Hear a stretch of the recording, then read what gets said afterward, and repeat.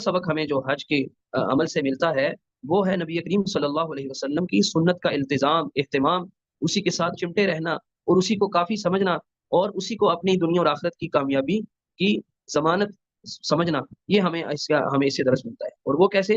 وہ حدیث میں آتا ہے کہ نبی کریم صلی اللہ علیہ وسلم حج کے موقع پہ آپ اونٹنی پہ تشریف فرما تھے اور آپ صلی اللہ علیہ وسلم نے صحابہ رضی اللہ تعالیٰ عنہم کو یہ بات فرمائی، لِتَأْخُذُوا عَنِّي مَنَاسِكَكُمْ، لوگوں مجھ سے اپنے حج کے طریقے سیکھ لو.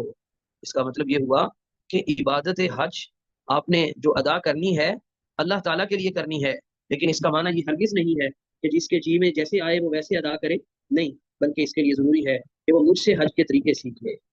آپ صلی اللہ علیہ وسلم نے یہ فرما کے سنت کی اہمیت کو اجاگر کر دیا. اور کسی بھی انسان کا عمل اچھا ہو ہی نہیں سکتا جب تک کہ وہ توحید کے ساتھ ساتھ سنت کے مطابق نہ ہو. جیسا کہ امام فضیل بن عیاض رحمہ اللہ تعالیٰ کے اس فرمان کے لیبلوکم ایکم احسن عملا، اللہ تعالیٰ نے موت و حیات کو پیدا کیا ہے، یہ نظام بنایا ہے تاکہ وہ تمہیں آزمائے کہ تم میں سے کون ہے جو عمل کے اعتبار سے اچھا ہے. تو وہ احسن عملا کا مطلب کرتے ہیں، بیان کرتے ہیں اخلصہ و اصوبہ، کہ عمل کے اچھا ہونے کا مطلب اس کا خالص ترین ہونا اور اس کا درست ترین ہونا ہے. تو لوگوں نے پوچھا یا ابا علی ما اخلصہ و اصوبہ، کہ اخلص اور اسوب ہونے کا کیا مطلب ہے، یعنی خالص ترین اور درست ترین ہونے کا کیا مطلب ہے؟ تو انہوں نے ارشاد فرمایا کہ ان العمل اذا كان خالصا ولم يكن صوابا لم يقبل، کہ عمل اگر خالص ہو لیکن درست نہ ہو تو وہ عمل بھی قبول نہیں ہوتا. اسی طرح واذا كان صوابا ولم يكن خالصا لم يقبل، اگر عمل تو درست ہو لیکن اس میں اخلاص نہ ہو تو وہ بھی قبول نہیں ہوتا.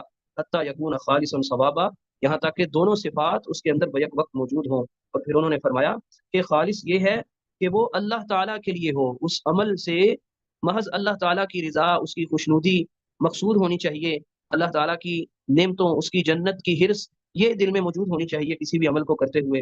اور اس کے ثواب ہونے کا، درست ہونے کا معنی یہ ہے ان یکون علی السنہ، کہ وہ نبی کریم صلی اللہ علیہ وسلم کی سنت کے مطابق ہو.